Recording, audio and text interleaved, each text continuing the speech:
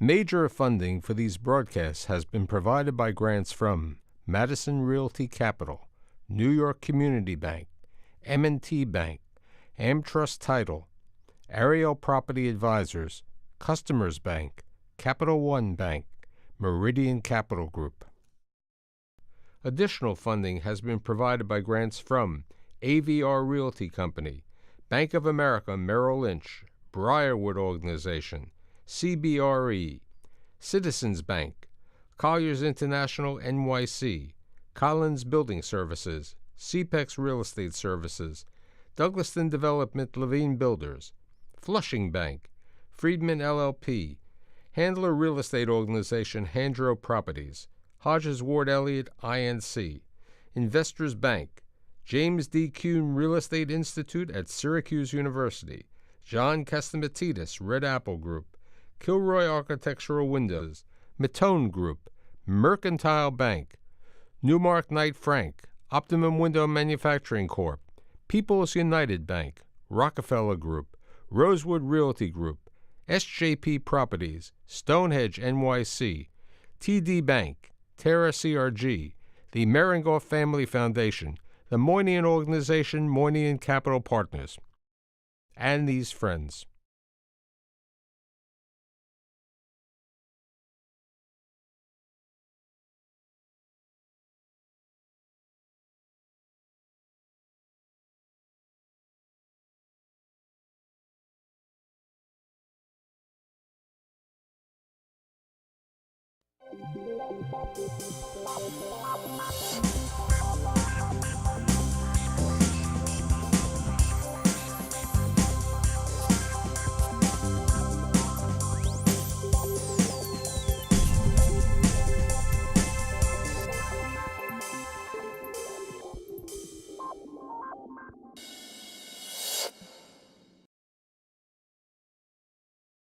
They call it Yonkers and New Rochelle.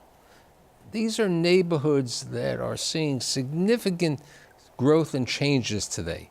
So today I've assembled the Yonkers team and the New Rochelle team. And then I brought somebody who grew up in Yonkers, who knows more about Westchester County than any of us, okay?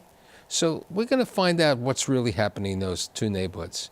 As I alluded before, the Yonkers-born chef for New York Times 4 stars, Peter Kelly of Xavier's.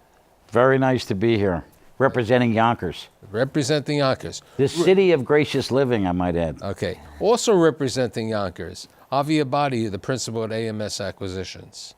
Representing New Rochelle, okay, Brian Fisher, principal of Fisher Development.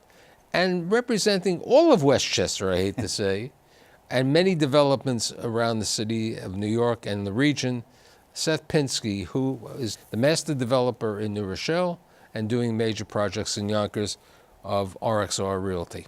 So what has gone on over the last 10 years or 15 years in Yonkers?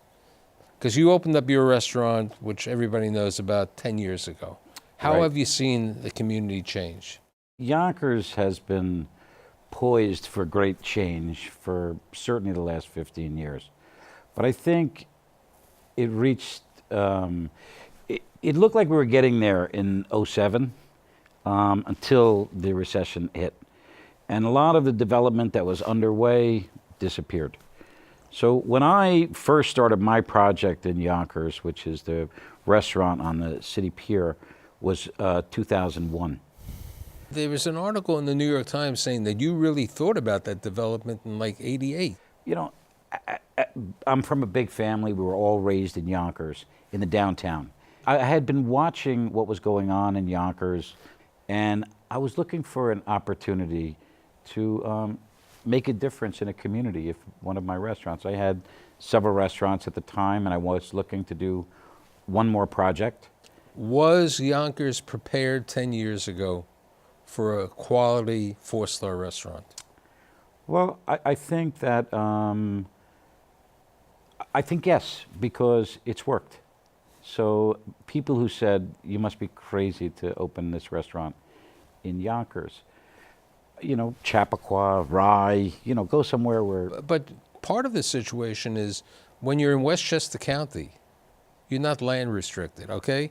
You go to your restaurant in Yonkers, or you go to Stu Leonard's, which is in a different part of Yonkers, because of the accessibility and what you're going to get. You may go to the movies in New Rochelle, in New Rock, because you have the opportunity. What brought you, Avi, to Yonkers? I think it's unique I quality. mean, I think you grew up in Brooklyn, right? Brooklyn and Manhattan. And Manhattan, right. Yeah. It's unique qualities. You have a beautiful boardwalk with gorgeous views of the Palisades and the river. And as Peter mentioned, his restaurant has beautiful views of the George Washington Bridge and the Tappan Zee Bridge. So, and you have Vanderdonk Park. It's really beautiful. That's just right next to your Seth's buildings. So the commute time as well, it's under 30 minutes to Grand Central. And at peak hours, it's 25, 27 minutes. So there are a lot of things in Yonkers that really attracted us to the neighborhood. Brian, Yes. you live in Manhattan. You did all this development in Jersey City. Yes. What brings you to New Rochelle? And I was raised in Westchester, but I started looking in New Rochelle to develop maybe 10 years ago, and things just never sort of worked out. Now, 10 years ago, was that when Capelli built New Rock? Yes, it's a little bit later than that. So New Rock was there, but the city was not as friendly to developers, and I think that is a major change in attitude and a major reason why New Rochelle, for example, is about to boom, is because the city worked with RXR and sort of revamped the zoning of downtown and really has a great master plan.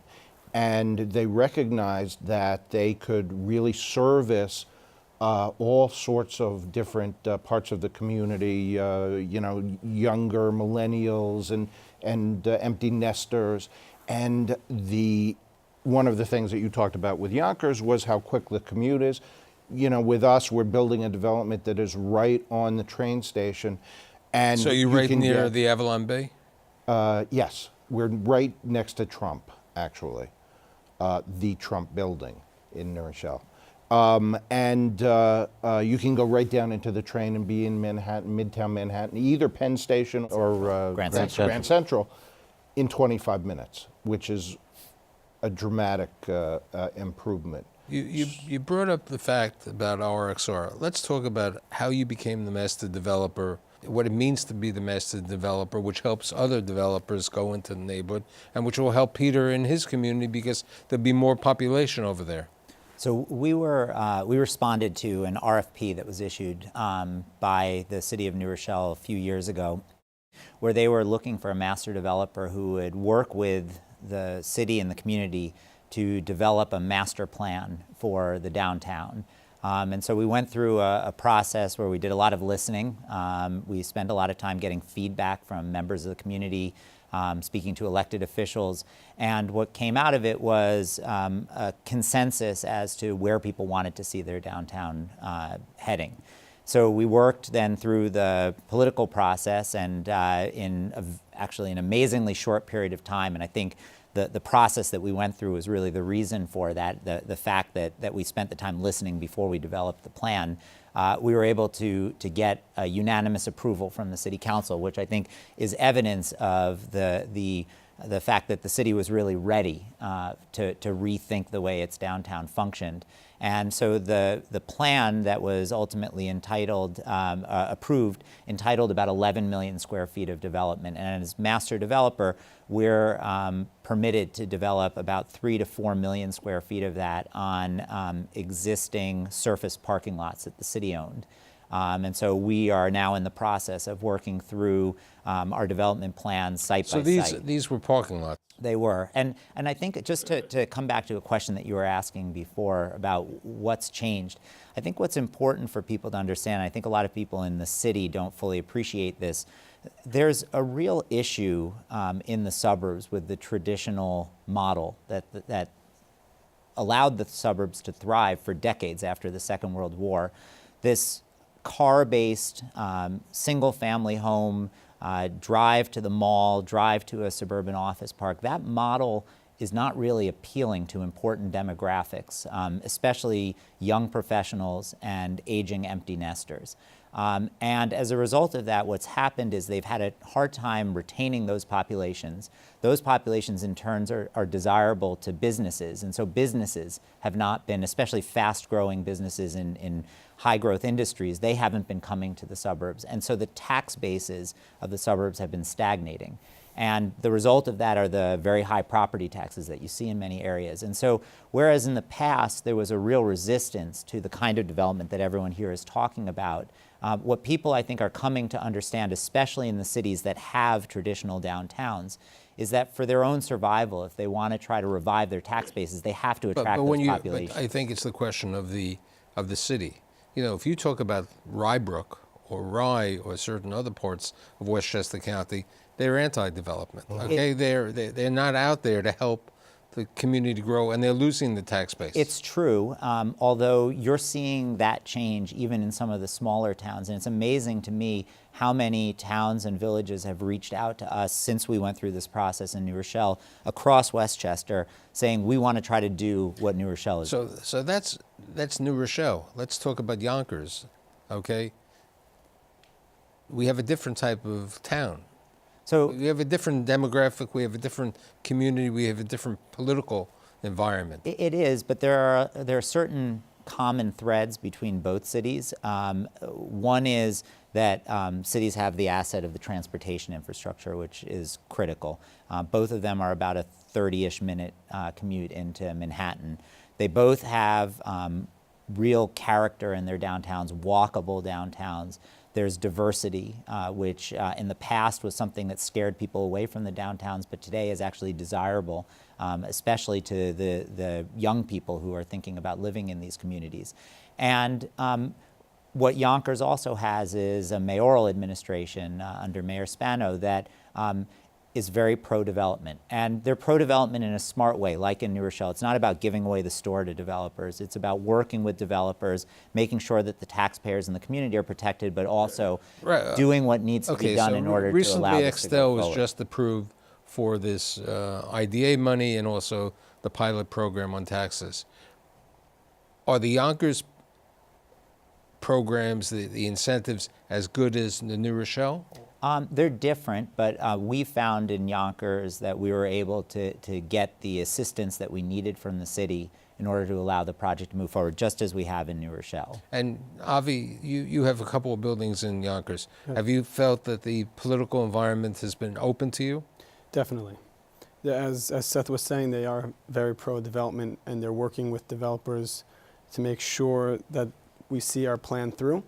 And with our existing buildings and other land that we're looking at or we have under contract, we've been speaking with them, ongoing talks and ongoing meetings about getting those sites approved. So here's what I hear. I hear residential. I don't hear commercial office development, okay, to speak of, which is something that you need a combination as a restaurateur of both the worker of the residential tenant, but if you don't have the commercial, they don't. It's the higher ticket item, they would say. Well, and you know, we've seen that with our retail as well, that you know, to really be successful with your retail, you need to have that 24-hour activity. And when we were going through the process with New Rochelle, with Mayor Bramson, and Chuck Strom, and Luis Aragon, and their team there, the goal was and remains to create a truly mixed-use downtown. What I've seen in my experience working in New York City when I was in the Bloomberg administration, looking at neighborhoods like downtown Yonkers, like downtown New Rochelle, is that there's kind of a natural order to things. And usually the way that these things work is that the residents come first, because that's where the most pressure in the market is, and so where people are willing to take the biggest chance and to make the most sacrifices. The residents then attract the retail. And then the combination of the talent that are in the residential units and the retail is what ultimately attracts the businesses. One of the benefits of New Rochelle also that Seth is talking about is that it is the base of a lot of various colleges and schools. And so really it's, New Rochelle is also looking to attract, you know, these people, these who are typically don't have cars, and get them to downtown and get them to start to. But prior to the show, we were talking about when somebody's in Jersey City, you have the light rail. When you're in Manhattan, you have the subway, and you have other things. You're saying that in the suburbs, because of the spread out or the nature of the retail, you need a car to get around. At this point. Okay? So that, in a way, takes away from the savings that you had on the transit-oriented development. I believe with our particular project that we're doing, it is so close to the train that people are still going to utilize a car. They may utilize a shared car, but they still want a car on the weekends. And what we think is that those people who live in our buildings will only use the car on the weekends and really utilize mass transit during the week for the most part. Peter? I think what is being mixed is that New Rochelle and Yonkers have an urban heart, but these are suburban communities, and a suburban dweller, I think, will want a car, whether they were living in Brooklyn without a car or on the upper west side and they didn't own a car. They moved to a suburban area, whether because they're priced out of down there or whatever, or they want to be in a suburban community for the schools but they also want to travel the valley, and they want to see it. They want to experience it in a different way than you experience Manhattan or Brooklyn or Queens. You know that I can understand that more for the family. I'm not sure if Generation X really cares about running around, okay? I'd say many of the people, because of the price differential of being in Manhattan for an apartment as opposed to being in Yonkers or New Rochelle, is going to be significantly lower. It is, but I think that there certainly is a portion of the population that is moving into and will be moving into these communities that is coming up from the city. But I think a lot of the demand is also coming from people who have always lived in Westchester, whether it's young people who are living in their parents' basements but working in Westchester County and are looking for a type of lifestyle that their cohorts in the city are looking for, or the empty nester population. And for this population, it's not so much, are you using your car more than you would if you lived in the city? That's not really the relevant comparison for them. For them, it's, are you using the car less than you did when you were living in your parents' basement or in your single-family home? But I do believe, for those people, this lifestyle is very different. It's very walkable. You see, I believe that the shared car services are very valuable. The Zip cars, okay, which is the form of a rental car, but it's the short-term rental is going to increase. I believe that in your buildings, you should have that portion of the cars on a shared car approach, or which we plan on doing. I mean, shared cars, I agree with you, are going to be the how all of these people get around. That and Uber, and that's going to grow in Westchester and in the suburbs. And the zoning in New Rochelle encourages it does shared cars and technology. Now, like that. Where are your customers coming from today? Well, I mean, we draw quite a bit from the Yonkers community, but I mean, we're a destination restaurant, so I mean, we're pulling out of Connecticut. We're certainly pulling up from Manhattan, but I mean, it's a Westchester-based restaurant. Okay, but what's happening in Westchester, which I haven't brought up on all of my shows over the period of time, one of the biggest changes, in addition to the residential change, is the healthcare changes.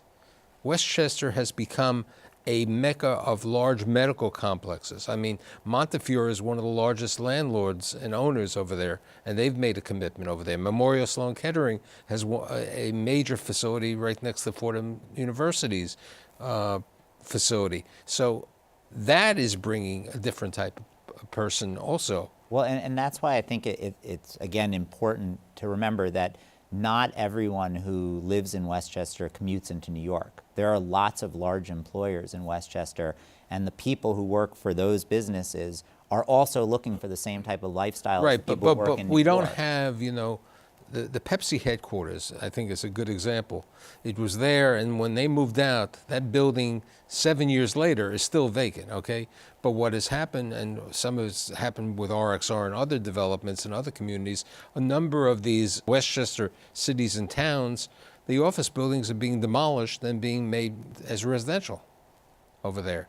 But I think that New Rochelle and possibly Yonkers, but certainly New Rochelle, has really spent a lot of time, and Seth, RXR, has spent a lot of time studying, how these communities are going to work, and the office component, and the retail component, and the residential component, and they plan for each aspect of this in their master plan. And I think what Seth said is absolutely right. The first thing that happens is residential, and then everything else fills in behind it.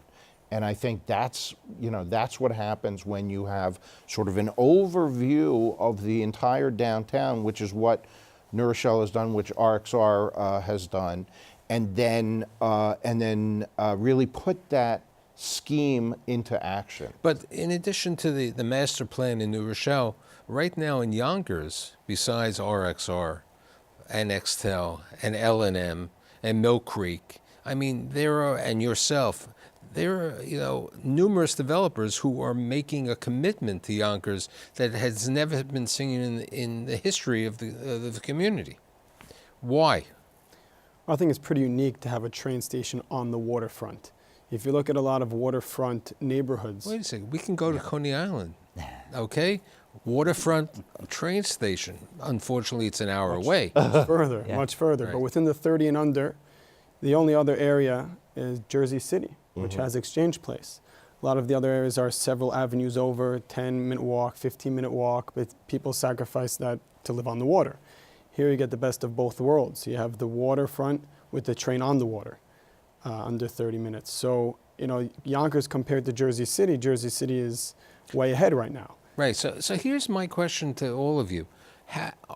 When you're saying, it's a great commute into New York City, are you going to be marketing with your social media and with your advertising campaigns for people who are currently residing in New York City to move up to your area? We will. We just opened up Vantage in Jersey City, and we marketed it to Manhattan, and probably 50% of our residents came from Manhattan. Similarly, we're counting, or we believe that will happen to what we're building, what we're developing in New Rochelle, that 50% at least or more will come from Manhattan. So yes, we're going to market. And what to about Manhattan. yourself? So likewise, but also we have an office building that we bought there. It's a boutique building around 70,000 feet, right across the street from the Metro North, and we believe when you're building 5,000-6,000 units in the neighborhood, that building one day could be a full co-working building. We also plan to rip off the top 3 floors, the facade of the top 3 floors, to make floor-to-ceiling windows, put a rooftop deck, give access to the gym for the office tenants across the street in our building, which we own in the residential building. So there are a lot of perks that will come with that office building.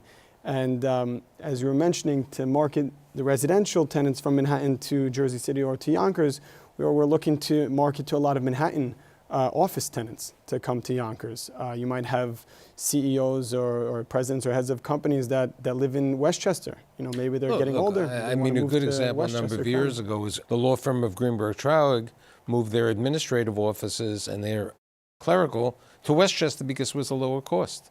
People are going to move there also because of the amenities. Exactly. We're putting in our buildings amenities that you just can't get in Manhattan, and the rents are half.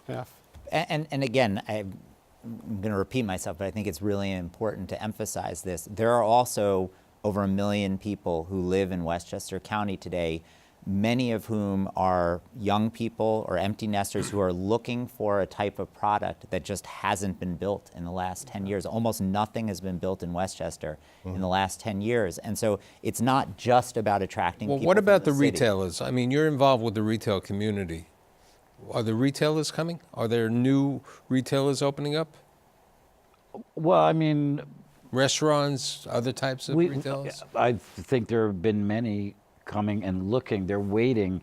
We were talking about this earlier in the green room, is that we're at the point now where now may be the correct time to whether it's New Rochelle or Yonkers, to come in, because we've reached that tipping point where there's going to be enough people. I mean, you're talking about thousands of. Okay, and I only have like a minute left. What about that town called White Plains? I mean, it's still a major community. It's lovely. It's not Yonkers. What's different about White I Plains? think that's true. I think that White Plains doesn't have the same, and it's not Yonkers, and it's not New Rochelle. It doesn't have the same feeling of community. And I think that Yonkers certainly has that feeling of community in New Rochelle.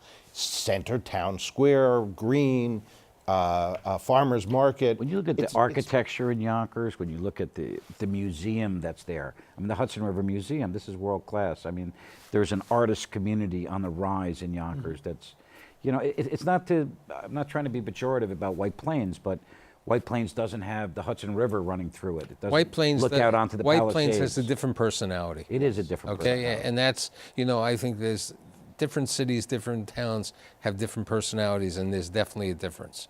But I think in summation, I think we're going to see significant redevelopment in both of these, Yonkers and New Rochelle.